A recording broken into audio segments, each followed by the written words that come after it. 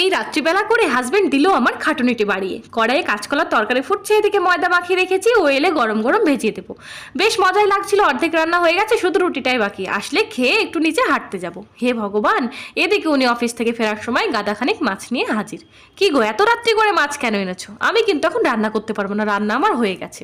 সে বলে, ফ্রেশ মাছ পেয়েছি তো, তাড়াতাড়ি রান্না করো, নইলে ফ্রিজে রাখলে যাবে স্বাদ নষ্ট হয়ে। রাখবো, তবে একটি শর্ত আছে। কি? মাছের সাথে রুটি খেতে হবে। সে বলে ওঠে, তুমি যদি আমায় মাছের সাথে রুটি খাওয়াতে পারো তবে আমি তাতেও রাজি। এই কথা বলে সে যায় ফ্রেশ হতে। এদিকে আমি কিচেনে ভ্যাবলার মতো থ হয়ে দাঁড়িয়ে থাকি। মাছের সাথে রুটি কথাটি দ্বিতীয়বার ভাবতেই কেমন যেন গাটা গুলে ওঠে। তাড়াহুড়ো করে ময়দা মাখাটা ডাস্টবিনে ফেলে একদিকে ভাতের হাঁড়ি, অপরদিকে মাছের কারি উনানে বসিয়ে দিই। রান্না শেষ করে ভাত বাড়তেই উনি বলেন, কি ভাত কেন, রুটি কোথায়? গরমে আর মাথা গরম করো না তো। কথাটি মুখ থেকে সম্পূর্ণ না বেরোতেই সদ্য ফ্রিজ থেকে বের করে রাখা ঠান্ডা জলটা ছেলে দিল আমার মাথায় ঢেলে।